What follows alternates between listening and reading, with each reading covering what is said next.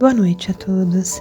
Sejam muito bem-vindos a mais um trabalho espiritual do TCR Canto de Interlagos. Essa casa de luz, de caridade, que acolhe a todos com muito amor. Eu os convido a pegarem um copo ou garrafa com água para que sejam fluidificadas pela equipe espiritual, colocando o lenitivo, o remédio necessário para cada um de nós. E é com imensa alegria que vamos nos ligando aos nossos anjos guardiões, que estão ao nosso lado. E assim como de costume, vamos para a nossa prece. Vamos sentindo a energia amorosa dos benfeitores celestes, que nos amam e querem o melhor para todos nós. Senhor, nós te agradecemos por perceber que somos espíritos eternos e que o nosso empenho para podermos nos aperfeiçoar deverá ser grandioso. Sabemos que continuaremos em qualquer idade, em qualquer situação, nesse esforço de aprendizado uns com os outros, com a natureza e com os abnegados irmãos que já estão no plano espiritual, mas que vibram por todos nós. E todos queremos um planeta abençoado, harmonioso, cuidado por pessoas que amam tudo o que está à sua volta. E assim vamos mentalizando o nosso exemplo maior de perfeição, o Divino Mestre Jesus, que veio nos mostrar o caminho em direção ao Pai Criador. Nós vamos nesse instante para as nossas rogativas, para as nossas vibrações, doando um pouquinho de nós juntamente com a espiritualidade amiga, a irmãos mais necessitados ainda que nós. Vamos nesses locais de muita dor, de muita angústia, de desespero até, e com o nosso pensamento cheio de amor, vamos envolver esses irmãozinhos em energias positivas, em equilíbrio, tratamento. Sabemos, Senhor, que para a espiritualidade não existem empecilhos. Vamos nos hospitais, aos enfermos em seus próprios lares, amenizando um pouco as dificuldades, acalmando suas dores. Vibremos. Vibremos por todos os lares e pelo nosso lar, pedindo que Jesus entre em nossa casa, higienize todos os ambientes com a sua energia amorosa. E se tiver algum irmãozinho fazendo moradia em nossa casa, que sejam recolhidos e encaminhados para tratamento e esclarecimento no plano espiritual superior.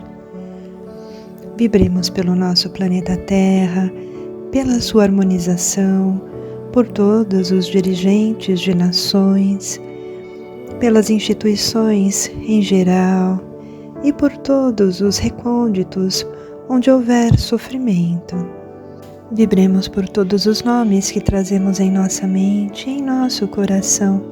Um parente, um amigo ou um conhecido que sabemos necessitar do auxílio, que estejam receptivos a receberem todas as bênçãos de saúde, de paz, de harmonia, de serenidade e de amor. Vibremos. Que Jesus nos abençoe a todos e que o seu Evangelho possa ser divulgado em muitos locais e que através dele nós vamos tomando consciência das nossas responsabilidades. E assim nós agradecemos aos nossos anjos guardiões que sempre nos auxiliam com as suas intuições, com as suas inspirações. Agradecemos ao nosso Pai Criador de infinito amor e bondade e ao nosso Mestre Jesus, nosso irmão de todos os momentos. E assim nós pedimos, fique conosco, Senhor, por hoje e sempre. Fé e equilíbrio em todas as direções.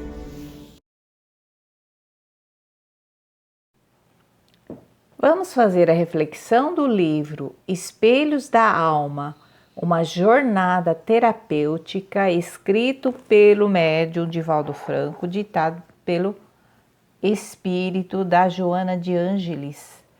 Como tema, é conquistando a sabedoria. Sabedoria se conquista, né?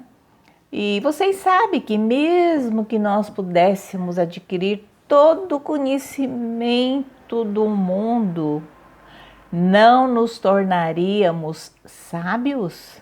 Sim, por quê? Porque a sabedoria é a prática, é o fazer, é a ação. Então Jesus nos convida a deixar que a nossa luz brilhe, né? Isto, ele está se referindo à busca da verdade sobre nós mesmos. A luz está dentro da gente, né? Porque nós temos o eu divino. E é ampliar a nossa consciência também, né? Na qual a sabedoria encontra-se em germe, quer dizer, está em latente, está numa semente, está aqui dentro da gente.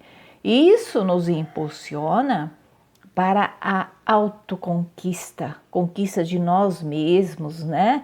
Mas muitas vezes ainda mesmo assim, trafegaremos por caminhos dolorosos. Isso faz parte.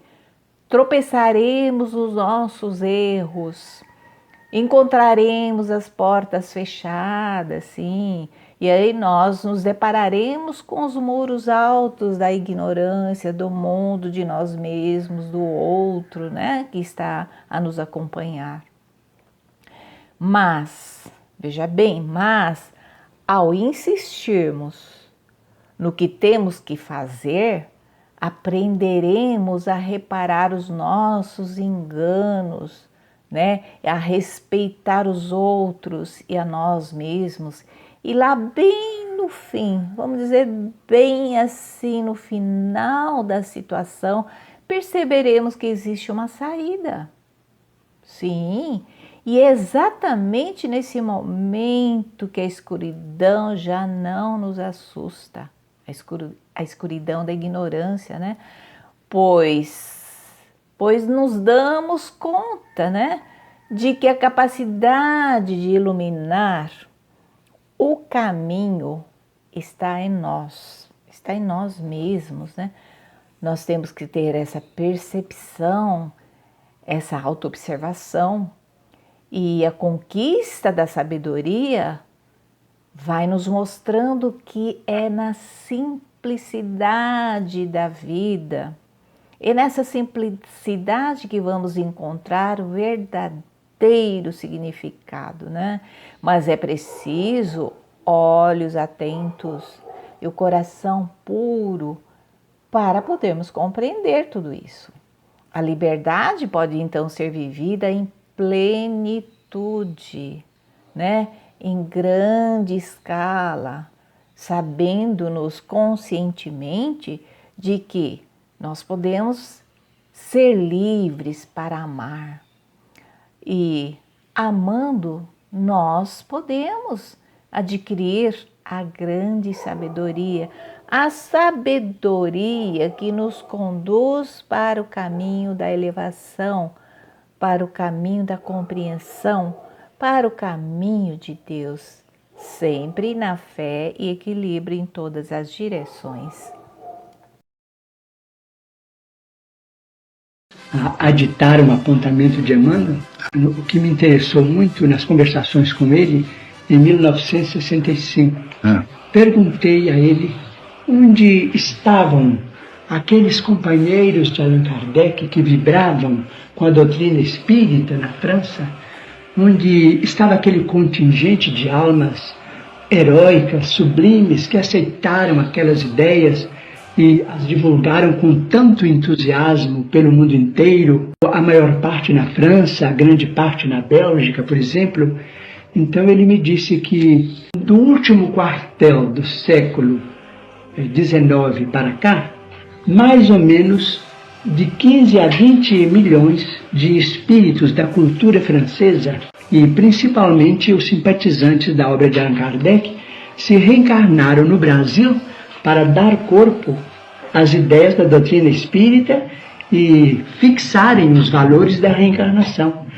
Tanto é assim, diz ele, que nos últimos 80 anos se desenvolveu entre nós tal amor à cultura francesa que muitos de nós, milhares de nós outros, sabemos de ponta a ponta a história da Revolução Francesa, mas nada conhecemos a respeito do Marquês de Pombal, das lutas de Napoleão, dos reis de Portugal, que foram os donos da nossa evolução primária. Nós nos reportamos muito mais à França como terra máter de nossa espiritualidade do que Portugal.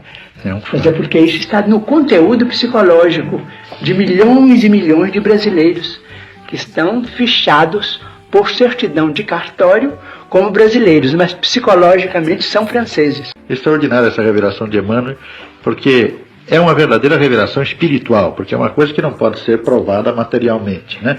A revelação vem do lado de lá. Quer dizer que grandes trabalhadores do espiritismo que estavam na França naquele tempo, hoje estão aqui lutando pelas ideias espíritas.